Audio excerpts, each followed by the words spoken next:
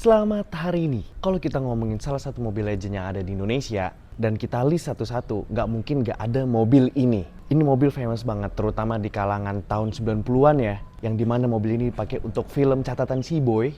Dan hari ini gue pengen review mobil ini. Ini adalah BMW E30 tahun 91 318i.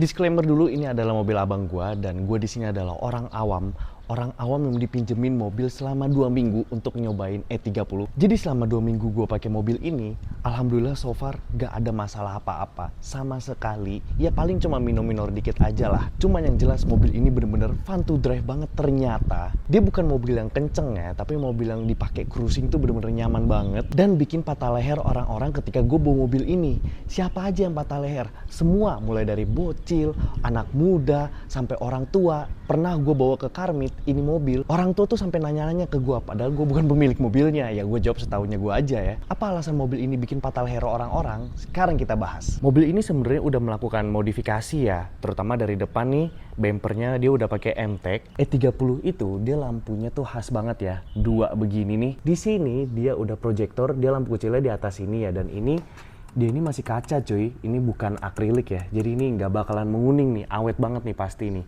Cuman ya kalau misalkan ketabrak ya langsung pecah. Jujur, untuk kualitas lampunya, penerangannya ini nggak ada terang-terangnya sama sekali ya. Lalu ke bawah di sini ada lampu sen yang merangkap jadi lampu senja, dan di bawah itu ada lampu fog lamp, dan di sini ada air duct yang gue nggak tahu itu masuknya kemana. Terus untuk perubahan di depan ini cuman bumper doang sih, dan ini ciri khas banget ya, grill kecil ini yang kayak kumisnya Adolf Hitler. Kalau kita lihat M3 gitu ya, awalnya dulu M3 itu pas E30 sekecil ini loh grillnya, sekarang udah kayak hidung babi. Ada yang menarik kalau kita bahas area depan ini cuy, terutama untuk kap mesinnya. Jadi buka kap mesin mobil ini tuh nggak kayak mobil pada umumnya ya, yang dibuka dari depan terus tidur ke belakang gitu. Dia kebalik, justru dari belakang itu ke depan. Dan yang uniknya lagi, selain buka kap mesinnya, tuasnya itu dia ada di sebelah kiri cuy. Nih, ada di sini. Ini kita tarik dulu. Nah, dia udah maju tuh ya. Ini kalau misalkan udah maju kayak begini, ini tinggal kita angkat. Oke, ini langsungnya kita angkat dari belakang begini. Dan gini dia cara bukanya. Dan itu harusnya dicetek ya. Kalau enggak nih jatuh nih kap mesinnya. Bisa kita lihat untuk kap mesinnya dia udah ada peredam, tapi nggak tahu kenapa yang sebelah kiri ini aluminium foilnya lebih lengkap daripada yang ujung kanan sono. Terus ini adalah mesinnya, ini adalah M40, ini yang terkenal sebagai mesin jahit ya. Ini udah injeksi, tapi ini bener injeksi yang konvensional banget. Untuk tenaganya sebenarnya ini so-so ya. Detail tenaganya gue taruh di sini, berapa horsepowernya. Sebenarnya untuk area mesin ini dia masih seger banget ya cuy. Gue ngerasa mobil ini juga secara transmisi juga masih nyaman banget. Kap mesinnya udah kita tutup lagi, lalu kita bahas ke samping. Sekarang kita mulai dulu dari velg. Ini velg pakai BBS Fundo ya. Ini kalau nggak salah buat M5 atau buat seri 5 gitu. Karena ini untuk seri 5, di mana seri 5 itu baut 5, makanya ini pakai adaptor. Makanya kelihatan nih baut 5 ya. Dan ini kenapa kelihatan terekspos baut 5-nya? Karena dopnya itu sebenarnya kurang satu cuy. Bentuk velg aslinya tuh kayak begini cuy. Ini yang ada dopnya dan kelihatan keren banget ya kalau misalkan pakai dopnya. Cuman memang nggak dipakai semua. Kenapa? Karena yang satu itu tuh hilang di jalan. Daripada hilang 2, hilang 3, hilang semua, mending gak usah dipakai aja semuanya. Tapi ini tampilan aslinya kayak gini cuy. Dan untuk tampilan belakangnya tuh kayak begini. Keren banget ya aslinya kalau pakai dop ya. Dan ini cara copot dopnya tuh kayak begini. Diputar ke kiri terus diangkat tuh. Gampang banget kan? Makanya gampang hilang cuy. Pokoknya kalau nggak gampang hilang ya gampang jatuh. Cuman kayak begitu doang ngebukanya. Dan untuk ukuran bannya ini 195/60 ring 15 dan bannya itu pakai comfort contact dari Continental. Jadi mobilnya Jerman, bannya juga dari Jerman ya. Dan ini ban bener-bener empuk banget ya. Udah mana mobil ini tuh shock breakernya empuk banget. Bannya juga ban nyaman. Ini mobil enak banget asli. Dan body kit M-Tech ini nyambung ya di samping sini. Yang bikin seolah-olah tuh dari bumper ke samping terus ke belakang tuh bener-bener nyambung gitu. Untuk kaca film ini pakai 40% sekeliling ya. Jadi dia bilang gelap banget enggak, tapi dibilang terang banget juga enggak. Masih ada sisi privasinya sedikit. Ngomongin privacy, di belakang sini tuh ada kre ya cuy. Ini bisa kita angkat. Ini tuasnya ada di tengah sini. Ini tinggal kita angkat begini. Terus kita sangkutin ke atas sini sama ke situ. Nah, jadi makin ada privacy nih kalau kerennya kita pakai yang belakang. Tapi sayangnya kren ini cuma ada di belakang doang, di samping sini tuh nggak ada. Dan ini dia belum elektrik. Selain ada kre, dia juga ada defogger ya. Nih, ada kawat-kawatnya. Tapi jujur, ini nggak pernah dipakai. Dan gue juga kagak tahu nih masih aktif apa enggak. Menuju ke belakang, di sini dia harus itu sebenarnya ada emblem 318 ya. Tapi ini dibikin polos aja, dibikin clean aja. Dan ini dia ada spoiler MTEK di atas sini. Begitu juga ada bumper MTEK di sini. Dan knalpotnya ini udah diganti ya. Tapi ini knalpot no name yang dibikin seolah-olah mirip kayak bawaan dari M3. Dia itu tow hooknya ada di sebelah kiri dan sebelah kanan, tapi yang sayangnya yang sebelah sana itu udah pernah ditabrak ya sama motor, makanya itu copot. Jadi sisa cuma ini doang nih. Susunan lampu mobil ini tuh, ini adalah sen, ini lampu rem dan sekaligus sama lampu kota. Ini lampu mundur dan ini rear fog lamp. Ada yang menarik di belakang sini, yaitu antenanya. Antenanya ini bisa naik sendiri ketika mobilnya tuh dinyalain.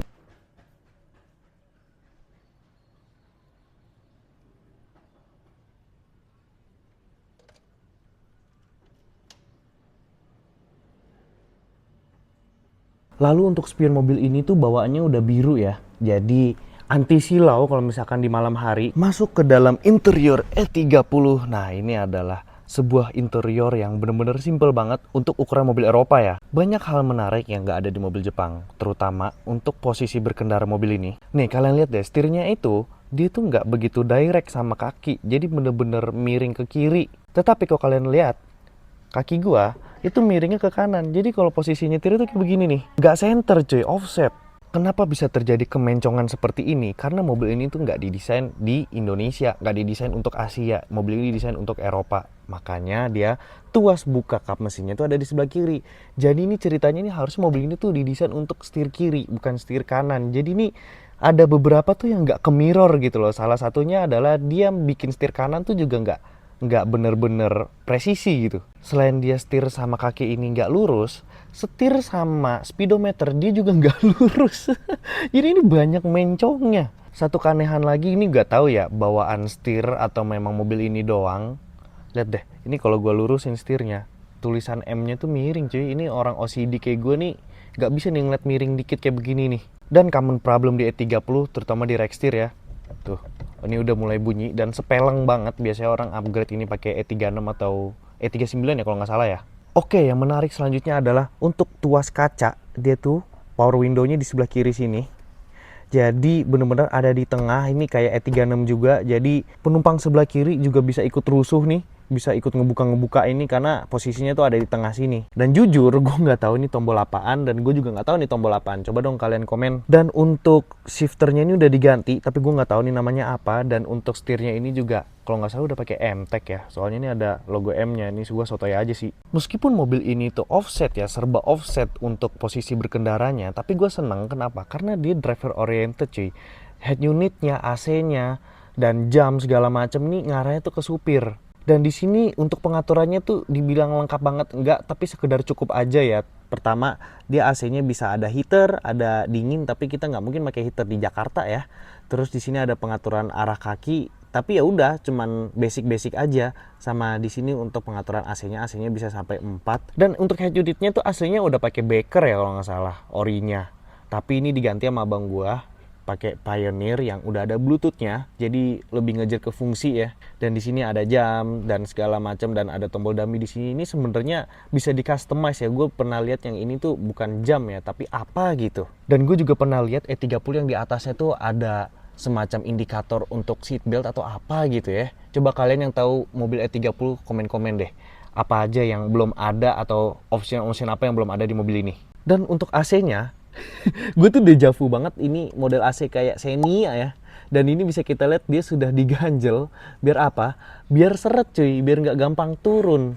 Dan ini juga diganjel, bahkan yang ini tuh dilem biar nggak bisa gerak karena ini udah pada ngelos. Ya nggak bohong ya, namanya mobil tua pasti ada aja masalahnya. BTW mobil ini menunjukkan 87.000 kilometer. Jadi abang gua ngambil mobil ini tuh kilometer 80-an. Dan dia bener-bener pede banget kalau mobil ini kilometer 80-an. Ya gua nggak bisa nentuin ya ini kilometer tuh bener 80.000 atau udah pernah ganti speedometer atau dia udah pernah ke 0 terus ke 80.000 lagi, gua nggak tahu. Cuman yang gua rasain memang untuk mesin tuh masih seger banget. Koplingnya juga masih enak banget. Masuk gigi tuh masih enak banget. Dan kalau ngelihat kondisi interiornya terkesan real banget ya, 80.000 kilometer asli, belum sampai 100.000. Cuman ya meskipun 80.000 kilometer ya masalah-masalah umur tuh pasti ada. Dan yang gue seneng dari speedometer mobil tua itu, semua penunjuk tuh lengkap cuy. Mulai dari bensin, ini kilometer per jam, RPM, bentar dulu deh. Biasanya RPM tuh di sebelah kiri nggak sih, kilometer per jam di kanan? Ya pokoknya gitulah ya. Dan terus ini untuk suhu, ini adalah penunjuk yang mulai hilang di banyak speedometer mobil ya. Padahal ini penting banget loh. Terus ini ada indikator-indikator dan ini adalah indikator yang menarik. Kalau nggak salah, gue kurang paham ya. Ijonya tuh mesti berapa yang menunjukkan kalau mobil ini udah waktunya servis. Jadi mobil ini bisa ngingetin servis, tapi gue kurang paham nih sama indikator-indikator ijo ini. Terus di sini ada indikator fog lamp depan dan fog lamp belakang. Yes, mobil ini ada rear fog lamp dan semua pengaturan lampunya tuh ada di sini. Ada yang kelupaan ngebahas door trim. Jadi di door trimnya ini menarik cuy. Pertama, dia ada side pocket tapi nggak bisa naruh botol minum. Gue nggak tahu apakah orang Jerman itu botol minumnya gepeng-gepeng makanya sekecil ini. Terus dia nggak ada power window, adanya cuma pengaturan spion di sini. Kenapa? Karena ya tadi gue bilang pengaturan power window itu ada di sebelah kiri. Dan ngomongin penyimpanan, ya dia ada di sini. Terus dia ada satu di sini. Ini sebenarnya cuma buat naruh pulpennya, tapi gue taruh botol minum karena gue nggak tahu naruh botol minum tuh di mana di mobil ini. Terus di sini ada asbak karena orang zaman dulu tuh pasti ngerokok ya. Tapi asbaknya diisi duit karena kita nggak ada yang ngerokok. Dan ini ada lighter yang kalau orang zaman sekarang tuh ngisinya casan ya, tapi gue nggak pernah ngecas di mobil tua karena gue nggak pernah percaya sama arus mobilnya ya. Meskipun mobilnya itu sehat, tapi arus listrik di mobil tua tuh nggak sestabil mobil tahun muda cuy. Dan sini ada ya semacam naro-naro duit lah ya. Terus di dashboardnya di sini ada penyimpanan ini yang lumayan gede lah ya. Dan ini bisa naro-naro kacamata, gue naro Hot Wheel di sini. Terus di sini ada glove box dan sudah pasti mobil tua itu glove boxnya bisa dikunci. Dan ini tampilan dari jok E30 original ya. Ketahuan nih bolong-bolongnya karena umur dan gue nggak tahu seberat apa pemilik sebelumnya sampai bolong begitu. Tapi asli deh, jok mobil tua tuh empuk-empuk cuy dan semuanya tuh bahannya fabric. Jadi tuh lembut, nggak panas, nggak bikin keringetan. Dan ngomongin posisi duduk mobil ini, headroomnya tuh lega banget ya, karena mobil ini tuh bentuknya kotak cuy. Mobil ini selain headroomnya itu gede, visibilitasnya tuh bener-bener gede banget cuy. Kenapa? Karena pilarnya tuh jadi kecil. Kalau mobil zaman sekarang tuh pilar gede-gede ya, ini dia cuma segini aja cukup. Tapi lihat deh, mobil tuh berasa kayak luas gitu, padahal ini mobil bener-bener compact banget. Dan satu hal yang gak pernah dimirror sama BMW dari zaman E30 sampai G20 adalah posisi sennya. Sennya ini tetap di kiri dan wiper itu adanya di kanan. Jadi klasik banget nih kalau misalkan kalian biasa bawa mobil Jepang terus bawa mobil Eropa, pasti ada satu momen waktu mau ngesen tuh nggak sengaja nyalain wiper dan bikin kaca tuh jadi baret. Dan bisa kalian lihat nih, lampu kabinnya tuh cuman di kiri kanan dan dia adanya di samping ini untuk menerangi kabinnya ya, nggak direct dari atas gitu. Mungkin secara fungsi memang lebih kurang ya daripada lampu kabin normal yang ditaruh satu di sini tapi terangnya bisa menerangi kabin. Tapi justru gue suka, kenapa? Karena kesannya kayak rumah tua gitu nggak sih? Lampu yang nyorot dari samping begini nih, ini gue suka banget deh. Ada satu hal menarik untuk plafonnya, dia tuh kayak kepotong ya, ini nih. Dan ini plafon kain, dan ini kepotong nih yang keras ini. Apakah ini adalah plafon yang sama seperti E30 Cabrio kah? Makanya dibikin kayak begini biar dia bisa sekali bikin tuh banyak gitu loh, dipakai di mobil yang pintu 4 atau pintu 2 atau Cabrio, makanya dibikin kepotong kayak begini. Nah, sekarang kita masuk ke bagian kursi belakang dari sebuah E30 ya. Ini adalah posisi berkendara gua, meskipun gua nggak berkendara di kiri ya, gua berkendara di kanan, tapi ini gua samain gitu loh, gua sejajarin. Untuk posisi kepala ini masih lumayan ada setengah jengkal lah, bisa ada ruang di sini. Tapi untuk posisi kaki memang ini terbatas ya. Gue nggak bisa hitung ini adalah sebuah setengah jengkal atau seperempat jengkal ya, ini udah dibilang mepet. Tapi kaki juga nggak bisa masuk banget. Tapi meskipun itu, mobil ini tuh yang gue bilang tadi ya, joknya tuh bener-bener empuk banget.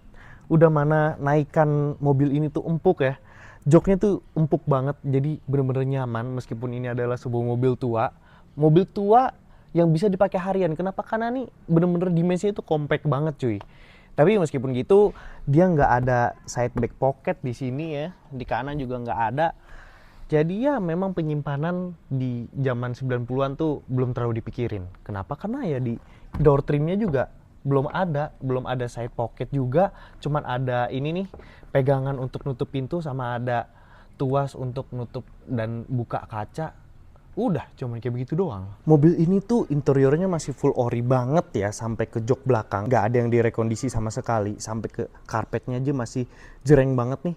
Logo BMW-nya masih original bawaan, meskipun nih kalau dipakai harian sih sayang banget ya karpet ini. Dan bisa kita lihat di sini tunnelnya tuh gede banget karena mobil ini adalah penggerak belakang, jadi dia pasti butuh tuh tunnel gede kayak begitu. Dan di belakang sini ada asbak lagi ya cuy. Nah kayak begini nih, zaman dulu tuh orang-orang pada hobi buat ngerokok dah. Dan di kursi belakangnya ini ada armrest, yang armrestnya tuh dia nggak melehoy ya kayak armrest mobil baru pada umumnya. Ini dia justru terlalu naik menurut gua. Jadi ya nyaman sih, tapi kok agak tinggi aja rasanya gitu loh, agak janggal aja sih menurut gua. Dan ini tampilan dashboard E30 dan ini view-nya kalau misalkan dilihat dari belakang ya. Tuh yang gue jelasin tadi. Visibilitas di sini aman banget, aman jaya, nggak ada claustrophobic di sini ya karena bener kaca gede-gede cuy. Dan gue sedang berada di jok para bos di tahun 90-an ya, yang dijemput dari kantor atau eselon-eselon gitu ya. Duduknya pasti di belakang kiri sini. Dan gimana rasanya jadi bos tahun 90-an? Jujur, untuk seukuran orang Asia aja, posisi kaki udah mentok nih, hampir mentok ya. Gimana bule gitu ya. Tapi meskipun begitu mobil ini dibuat sebelum gua lahir, jauh sebelum gua lahir. Bahkan abang gua juga belum lahir pas mobil ini ada. Kan ini mobil tahun 91 ya. Tapi memang aura-aura old money-nya sih gede banget di mobil ini asli. Meskipun mobil ini tuh yang 50 juta tuh juga ada ya, tapi orang tuh tetap hormat ketika kita bawa mobil ini, tetap bersahaja mobil ini. Kalau kita lihat katalog, mobil ini tuh warnanya Dauphine Grey, jadi warna grey yang bener-bener khas banget di E30 ya. Dan mobil ini sudah di restore, kondisinya sampai saat ini masih mulus banget. Meskipun yang namanya mobil tua masih ada lah minor-minor kecil gitu ya. Tapi seninya kita memelihara mobil tua adalah berdamai dengan kekurangan-kekurangan dari mobil ini. Jadi nggak mesti semua itu serba perfect kalau di mobil tua ya. Karena meskipun kilometer rendah, kilometer 80 ribuan, masih ada kelemahannya juga cuy. Dan gimana rasanya naik E30 ini? Langsung aja kita cobain.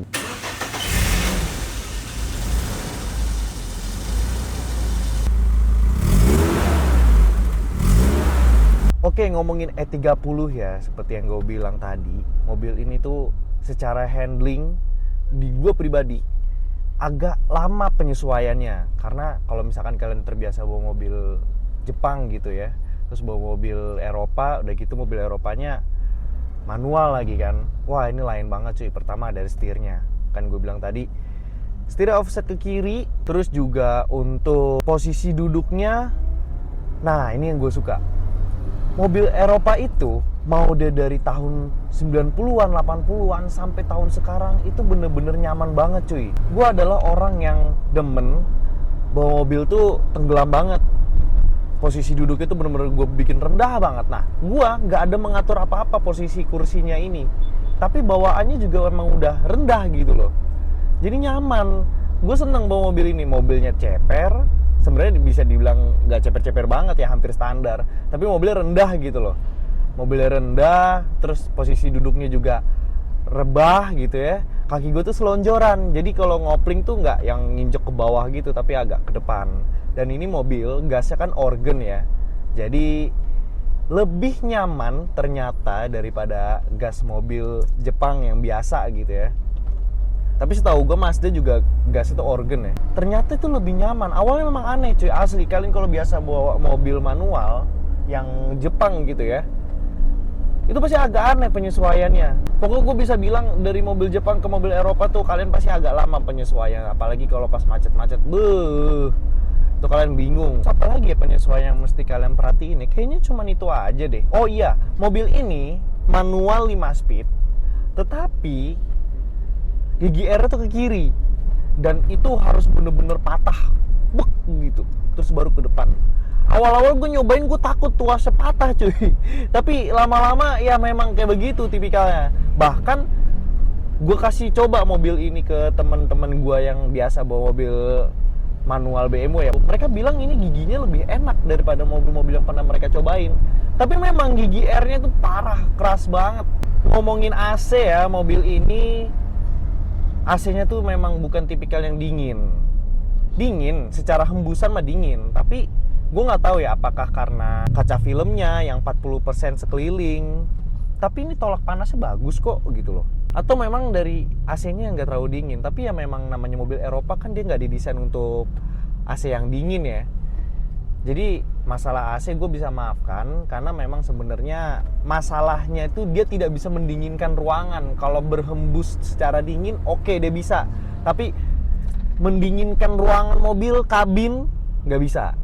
Itu hal yang selalu gue temuin seperti di F30, W205, ya semua mobil Eropa tuh kayak begitu tipikalnya. Tapi ngomongin safety ya, mobil ini ya we die like a real man sepertinya, karena airbag dia tidak ada. Gue kurang tahu, sepertinya belum ada ABS juga. Ngomongin perawatan ya, mau ngurusin perawatan modul ini, mau ngurusin perawatan modul itu, kan banyak gitu ya modul-modul di mobil Eropa ya. Kecanggihan-kecanggihan di mobil Eropa tuh kan memang banyak, tapi di mobil ini tuh masih konvensional, dan itu yang gue demen. Lalu untuk konsumsi bahan bakar sendiri, mobil ini bener-bener irit banget. Gue bisa bilang mobil ini untuk mencapai 110 tuh gampang banget cuy, asli. Gue bener-bener seneng banget bawa mobil ini. Meskipun untuk harian itu agak pegel ya, manual, tapi gue bisa mengantisipasi hal itu dengan gue pakai sepatu. Tapi untuk masalah irit, ini mutlak. Di mobil ini iritnya mutlak. Kenapa? Karena mobil ini cuma 4 silinder. 4 silinder, bodinya juga ringan, size bodinya juga compact ya kan. Jadi ya bisa dibilang mobil ini untuk harian tuh nyaman banget cuy. Apalagi yang gue bilang tadi, bodinya tuh compact ya. Mau dibawa harian, dibawa ke gang, mau dibawa ke kemacetan, nyari parkir tuh gampang banget karena mobilnya compact. Desainnya juga cakep, tapi nggak mencolok gitu loh. Jadi gue senengnya mobil ini. Selama gue 2 minggu bawa mobil ini tuh, di parkiran tuh mobil ini tuh tetap low key, tapi bersahaja banget cuy, asli. Jujur gue pernah pakai F30 ya, dan secara fitur, secara looks itu kan bener-bener gagah, keren banget gitu ya. Tapi apa ya, rasanya tuh terlalu jumawa gitu loh, terlalu mewah. Sedangkan gue naik mobil ini, gue masih bisa setara dengan rakyat biasa gitu loh. Mobilnya BMW tapi mobilnya sederhana gitu, tapi berwibawa tetap, karena image-nya itu nggak bohong. Apalagi mobil ini kan terkenal dengan film Si Boy ya, jadi siapa yang nggak tahu mobil ini. Bahkan dibandingkan gue bawa mobil F30, orang-orang tuh lebih ngelirik ketika gue bawa E30.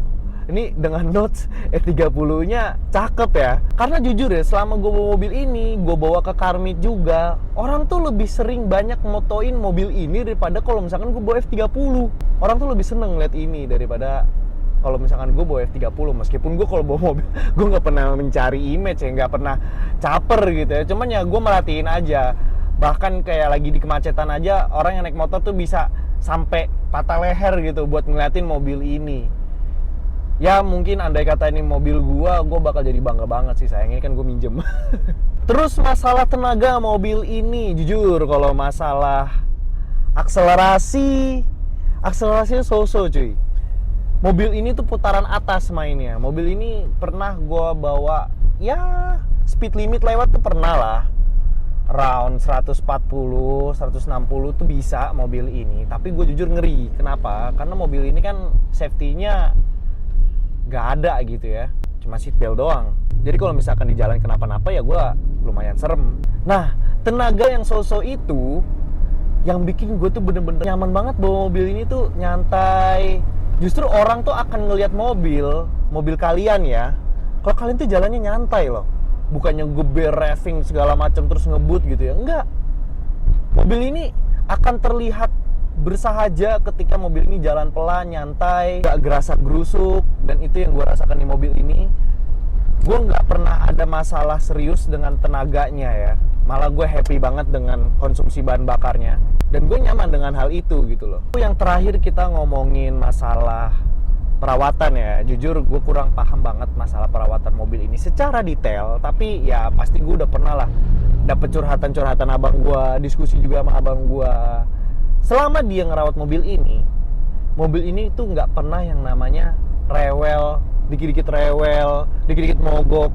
Masalah serius yang pernah dihadapin abang gue itu di saat mobilnya ini nggak bisa masuk gigi. Gue kurang paham kenapa ya mobil ini tuh waktu itu nggak bisa masuk gigi. Cuman untungnya waktu mobil ini nggak bisa masuk gigi, mobilnya tuh posisinya lagi di garasi. Jadi mekanik datang ke rumah terus ngebenerin. Memang kata abang gua, kalau masalah mobil Eropa kalian kalau bisa temuin dulu jodohnya. Jodohnya itu caretakernya ya, seperti bengkel spesialis atau bengkel resmi juga nggak apa-apa. Yang penting kalian memang udah menemukan, gua kalau ada masalah gua bawa ke dia nih gitu kan. Jadi selama abang gua sudah menemukan bengkel spesialis yang udah berjodoh gitu ya, udah nyaman menurut dia bawa mobil Eropa juga peace of mind rasanya gitu loh, nggak kalah dengan bawa mobil Jepang. Dan selama dia merawat mobil ini paling sisanya AC ya, AC ini pernah mati sekali, bukan mati, nggak dingin, habis itu diservis dan udah aman, nyala lagi. Kalau gue pribadi menilai masih ada PR terutama di steeringnya ya. Steeringnya ini rack steeringnya udah mulai minta diservis atau di upgrade. Biasanya orang kalau nggak pakai E36, E39 kalau nggak salah ya. Ini kalau gue goyangin tuh speleng cuy, dan ada suaranya. Dan kalau di kecepatan tinggi, akhirnya kalau misalkan gue ngerem yang agak hard brake, mobil itu jadi agak narik kanan mukanya, dan itu serem. Makanya gue bilang tadi, gue nggak pernah bawa mobil itu kenceng-kenceng. Dan untuk kalian yang pengen nyari E30, kalau bisa carilah E30 yang bener-bener sehat, yang bener-bener seger. Ini kita khusus ngomongin E30 ya, kenapa? Karena E30 itu spare partnya nggak sebanyak E36 atau BMW lain kayak 46. Mobil ini tuh spare partnya nggak sebanyak itu. Jadi kalau kalian dapat mobilnya bahan, agak PR untuk nyari spare partnya cuy. Abang gue dapat mobil ini tuh di kepala hampir 100, termasuk kurang make sense untuk sebuah E30 ya. Tapi ya dia dapat dengan kondisi udah full restore. Dia pun berani klaim kalau mobil ini kilometernya asli 80 ribuan. Kalau sekarang di gue nih 86 menuju 87 ribu ya. Kenapa gue merekomendasikan untuk kalau bisa cari yang udah restore? Mungkin kalau kalian dapat yang bahan, kalian akan bisa tahu mana aja yang perlu diganti. Kalian bisa tahu sejarah mobil itu kayak gimana waktu kalian ngerawat mobil itu. Tapi yang namanya waktu, ini kita nggak ngomongin waktu adalah uang ya, tapi beneran waktu. Kalau ngomongin waktu, gue sangat rekomendasikan beli yang udah di restore, beli yang mahalan dikit. Karena meskipun kalian ada uang, tapi kalau kalian nggak ada waktu, mobilnya jogrok cuy. Kalau kalian punya mobil ini tapi less maintenance gitu, tinggal pakai aja, tinggal ganti oli, isi bensin, dandan, kan lebih nyenengin. Jadi kalian punya histori sama mobil itu tuh seneng gitu loh. Kalau misalkan mobil kalian bahan, terus kalian perlu touch up lagi, proses lagi, in case di perjalanan itu ternyata kalian ada kebutuhan, kalian perlu jual mobilnya cepet, ya nggak semua orang mau beli mobil kalian gitu loh. Kalau misalkan kalian butuh jual cepet, apalagi ini mobil Eropa kan. Tapi kembali lagi ke preferensi masing-masing. Ada juga yang nyari mobilnya kondisinya bahan yang kayak gue bilang tadi, jadi dia tahu histori perjalanan mobil ini sampai rapih tuh kayak gimana. Ada juga yang nggak punya waktu banyak gitu ya, pengen mobilnya tuh udah rapih aja tinggal pakai. Dan untuk mobil ini secondnya tuh gelap ya cuy. Ada yang jual 50-an, ada yang jual 60, 70, ada juga yang 100, ada yang lewat 100, tergantung kondisi, tergantung kalian nawarnya kayak gimana. Ya kalau menurut gua, kalau kalian butuh mobil tua yang enak dibawa harian, gak ada masalah dengan mobil manual, E30 ini rekomen banget asli. Kalau misalkan kalian nyari tenaga, nyari fun to drive yang maksimal gitu ya, mobil ini sayangnya belum bisa untuk ngebut-kebutan. Tapi kalian nyantai dengan mobil ini juga less worry karena mobilnya juga less maintenance, nggak banyak elektrikal, dan irit. Gue bener-bener seneng banget sama mobil ini karena iritnya tuh pol. Gue seneng deh. Gue bener-bener jadi pengen banget punya E30 tau gak? Gara-gara pakai mobil ini harian dan senyaman itu. Oke, kurang lebih itu aja. Kalau misalkan kalian ada yang pengen ditanyain, kalian komen-komen aja. Semoga kalian tercerahkan buat yang lagi nyari E30. Kurang lebih itu aja, semoga membantu. Dadah.